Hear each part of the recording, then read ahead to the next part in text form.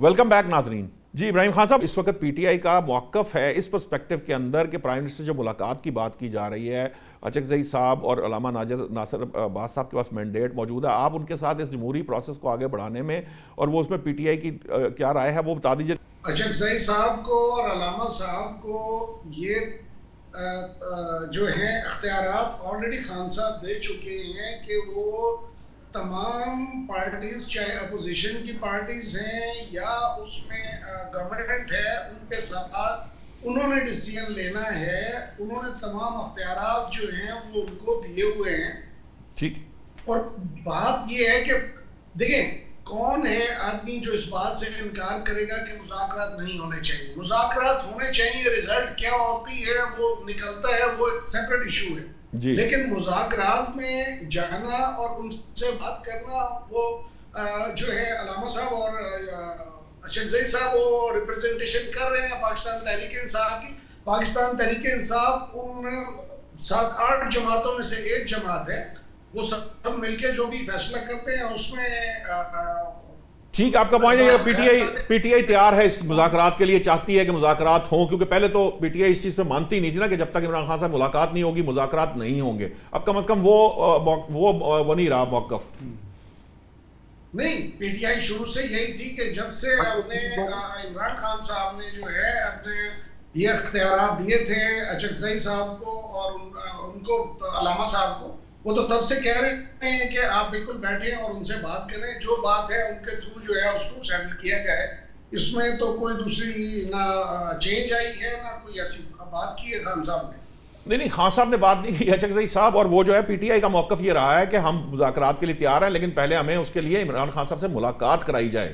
اچکزئی صاحب نے بھی یہ کہا تھا. میں کہہ رہا ہوں کہ اب مذاکرات کی اگر بات ہوگی پھر وہی موقف رہے گا یا اب موقف تبدیل ہو جائے گا, اب بات چیت شروع کر دی جائے گی. دیکھیں ابھی ان کو ہاسپٹل جو ہے وہ شفٹ کیا جا رہا ہے, اور ہاسپٹل میں جو ہے وہ اسٹرکٹلی آنریبل ججز نے کہا ہے کہ وہاں پر کسی قسم کے پولیٹیکل ڈسکشن یا پالیٹکس پہ بات نہیں ہوگی.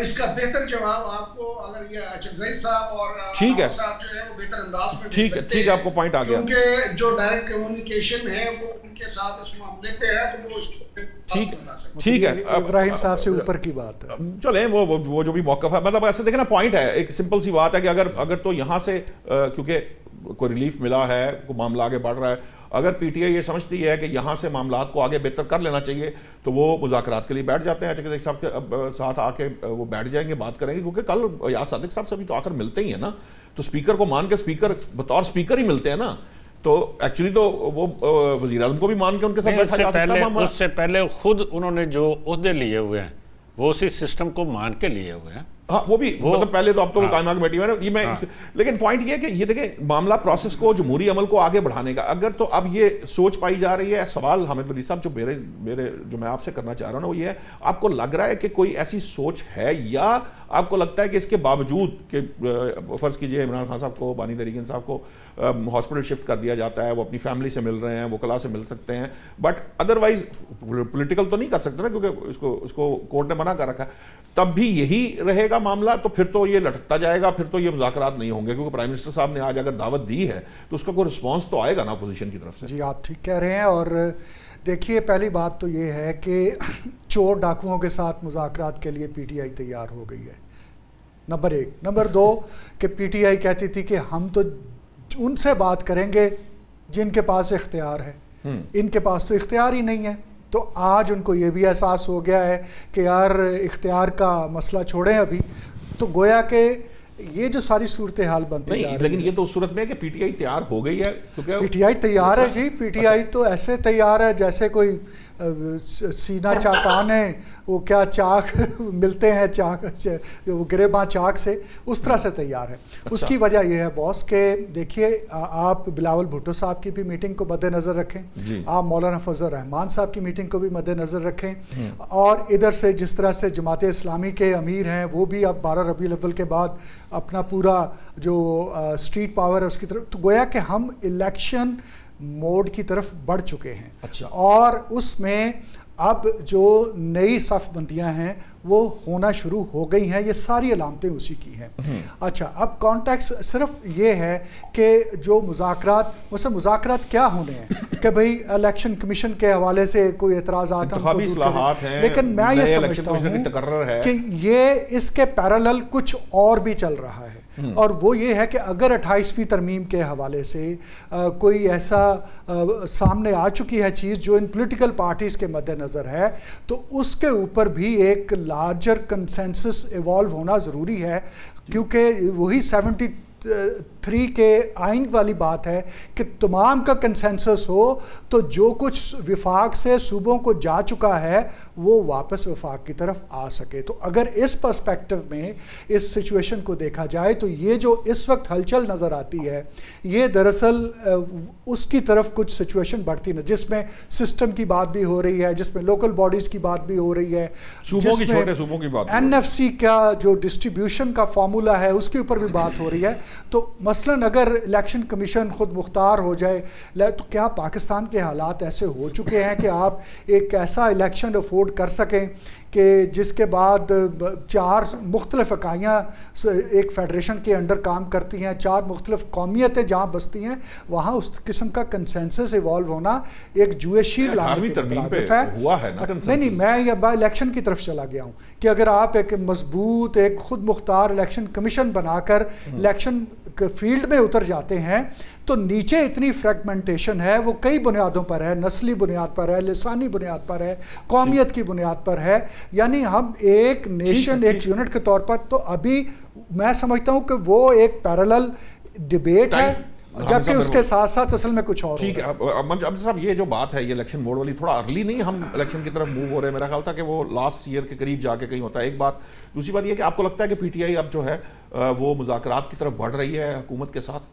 یقیناً بڑھ رہی ہے. دیکھیے بات یہ ہے کہ جو حکومتی وفد سے ملاقات کرنا, اپوزیشن لیڈرز کا, پھر اسپیکر سے ملاقات کرنا, پھر یہ ساری چیزیں جو آج وزیر اعظم نے خود بھی دعوت دی ہے کہ آپ آئیں, کئی دفعہ دی ہے انہوں نے, جی آج پھر دی ہے, اور انہوں نے کہا کہ جی کہ آئیں, لیکن ساتھ انہوں نے یہ بھی کہا کہ جی کہ آپ بھی کچھ موڈ بنا کے آئیں, پھر ہم اس پہ کرتے ہیں. اور اس پہ یقیناً دیکھیے اس وقت چیف الیکشن کمشنر اور 2 صوبوں کے جو ارکان ہیں وہ اس وقت ایکسٹینشن پہ ہیں, اور یہ ہونی ہے تعیناتیاں. اور اس کے علاوہ جیسے اصلاحات کا ابھی حامد ولی صاحب ذکر کر رہے تھے, وہ اصلاحات بھی ہونی ہے. لیکن اس پہ ایک چیز ذہن میں رکھیے گا کہ یہ جو ہم کب تک خوفزدہ رہیں گے ان کسی اداروں کو طاقتور بنانے میں کہ جی کہ اگر کہیں نیچے اکائیاں کوئی ان کا آپس میں کوئی اختلاف ہے, یہ جب تک وہ نہیں ہوں گی طاقتور, جب ادارے نہیں ہوں گے اس وقت تک یہ جو نیچے کی اکائیاں ان کو ان کا حق نہیں مل سکتا پراپر اس طریقے سے.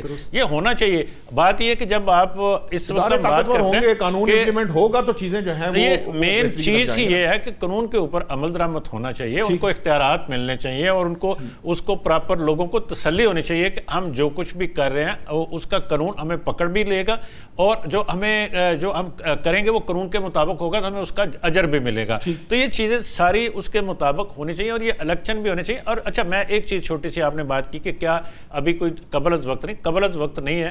بات یہ ہے کہ 2 سال گزر چکے ہیں, 3را سال شروع ہے, اور اس میں جوڑ توڑ ہوتا ہے, اور وہ جوڑ توڑ ہو رہا ہے. آج بھی ہوا, فرض کریں JUI اور جو PTI کا جو گروپ ہے انہوں نے متحدہ ایک محاذ اور یہ وہ حکومت کو ٹف ٹائپ دینے کے لیے یہ چیزیں ہوتی ہیں. جیسے ابھی حافظ نعیم صاحب کا ذکر کیا, جماعت اسلامی کا, وہ بھی ایک حکومت کو ٹف ٹائم دینے کی کوشش ہے کہ اس وقت حکومت کو ڈسٹرب کیا جائے, اس کو ماحول بنانے کی بات ہے. یہ تو اپوزیشن کا کام ہے, وہ کرتی ہے. بہرحال منتقی صاحب, اب میں چاہوں گا تھوڑا سا ہمارے ناظرین کو ضرور بتا دیجئے کوئی 28ویں ترمیم کا مسودہ کہیں ہے, کیونکہ سوشل میڈیا پہ تو اب اس کی تمام تر باتیں جو ہیں وہ آ چکی ہیں. ہر صوبے کے آگے سے کتنے صوبوں کی تقسیم ہے, لوکل باڈیز کا کیا نظام ہے, صدارتی نظام کیسے آئے گا, اس کے علاوہ جو یہ NFC اور پھر PFC کی باتیں ہیں, یہ سارا کچھ سوشل میڈیا پہ گھوم رہا ہے. مجھے ذرا بتائیے کہ کیا کوئی کہیں پر آپ کی اس کے مطابق 28ویں آئینی ترمیم کہیں پر کوئی لکھی گئی ہے, کچھ چیزیں کو مسودہ ہے؟ لیکن ارشاد صاحب یہ پارلیمان جو ہے یہ بلڈنگ تو نہیں ہے نا کہ یہاں پر ایک بلڈنگ بنا کے ہم ان کو پارلیمان کہتے ہیں.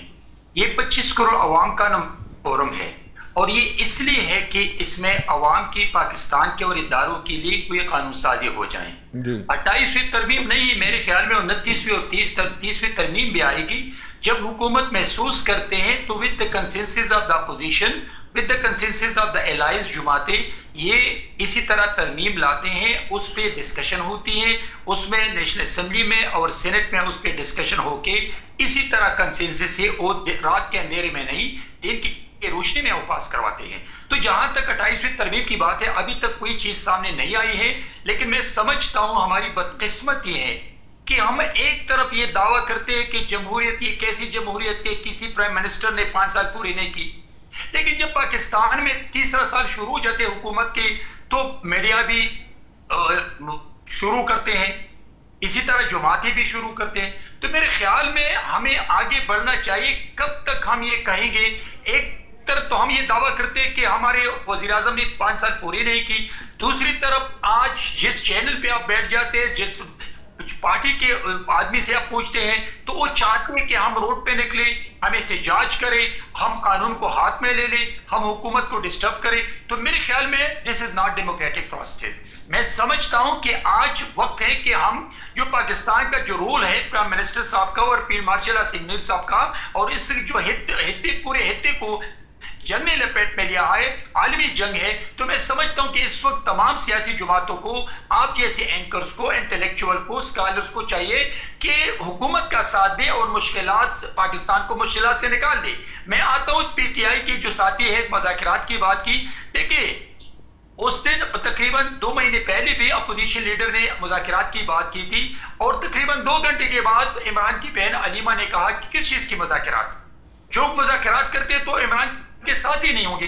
ایک طرف اس نے اپوزیشن لیڈر کو اختیارات دی، جو میرے ساتھی نے کہا کہ بقولین کی کہ عمران نے ان کو مذاکرات کی جو طاقت ہے یا اجازت ہے وہ دی ہے. دوسری طرف ان کی بہن کہتے ہیں کہ جو مذاکرات کی بات کرتے ہو عمران کے ساتھی نہیں ہیں. وہ آتے ہیں خیبر پختونخوا میں ایک ڈسٹرکٹ میں جاتی ہیں، گاڑی میں کھڑے ہو کے ہاتھ ہلاتی ہیں، اور ان کا جو پوزیشن ہے، ان کے جو پولیٹیکل کوالیفیکیشن ہے، وہ صرف she is the sister of Imran Khan. تو جب پولیٹیکل کوالیفیکیشن یہ ہے کہ وہ صرف عمران کی بہن ہے اور پھر ان کے پیچھے بھی لوگ آتے ہیں اور وہ ہاتھ کھلاتے ہیں اور لیڈر بن جاتے ہیں، تو اللہ معاف کرے پھر کیا ہم میں سے دیتے ہیں جنرل ماسس کو. جہاں تک پی ٹی آئی نے دیکھے ہمیں چور کہا، یہ دیکھے سیاسی سوچ اگر ہے تو پھر یہ الفاظ استعمال نہ کرتے.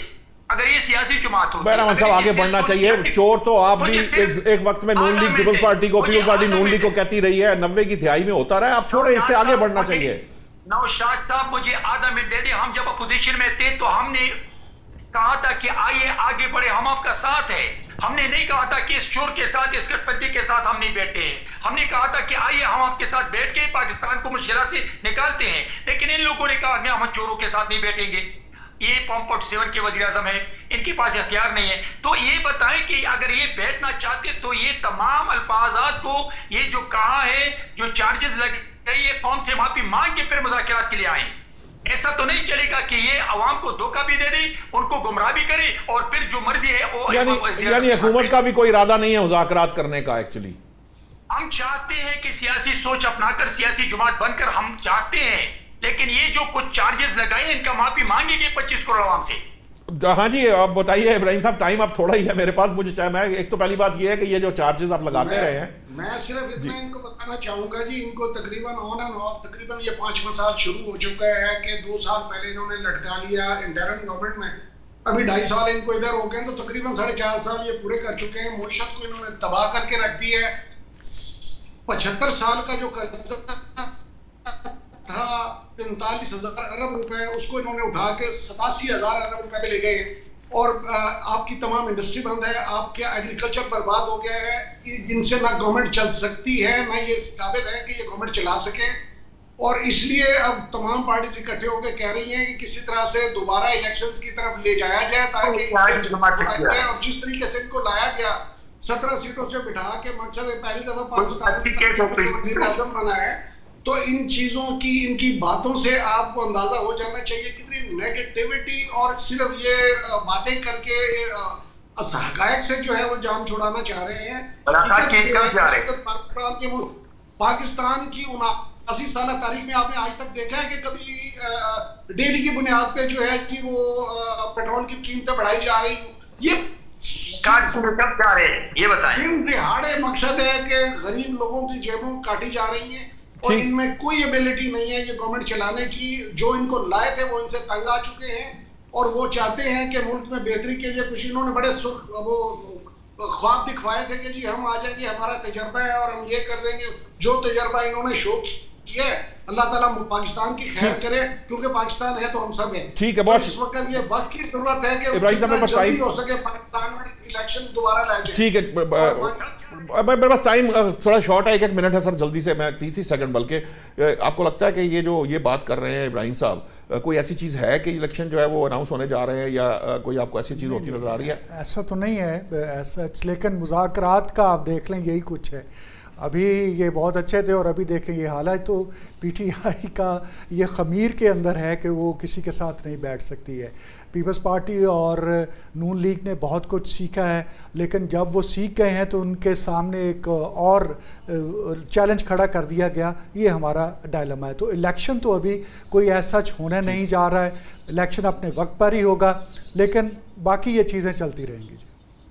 ठीक है, आप सर, मैं चाहूँगा। जी बिल्कुल, ये मैं इत्फाक करता हूँ इनसे कि इलेक्शन तो अपने वक्त पर ही होंगे, लेकिन मैंने जैसे पहले अर्ज़ किया कि ये चूँकि तीसरा साल है और कोशिश होती है अपोजिशन की कि डिस्टर्ब रखा जाए हुकूमत को, और ये उसी तरफ ये जा के सारा सिलसिला है। लेकिन इस पर थोड़ा सा ख्याल रखना चाहिए कि कुछ मुल्क का भी सोच लेना चाहिए, कुछ आवाम का सोच लेना चाहिए कि अगले 1-2 साल में अगर उनके लिए कुछ हो जाता है तो हो जाने दें। ठीक है, बहुत बहुत शुक्रिया इब्राहिम खान साहब, आपका बहुत शुक्रिया, बैरमन साहब आपका बहुत शुक्रिया, अमजद साहब और हामिद वली साहब, आप सब लोगों का बहुत बहुत शुक्रिया। राइट, बात यह है कि ये जो गुफ्तगू है इसका करने का मकसद सिर्फ़ और सिर्फ ये होता है कि हम पाकिस्तान की बेहतरी चाहते हैं, और ये चाहते हैं कि जो सियासी जमातें हैं, जो इदारे हैं, जो रियासती इदारे हैं, वो सब लोग जो हैं वो मिलकर अवाम के साथ वो पाकिस्तान की बेहतरी के लिए काम करें, अवाम की बेहतरी के लिए काम करें। नाज़रीन, आज के प्रोग्राम से इतना ही। कल या आइंदा हफ्ते हाजिर होंगे नए मौज़ूआत के साथ। अल्लाह निगहबान।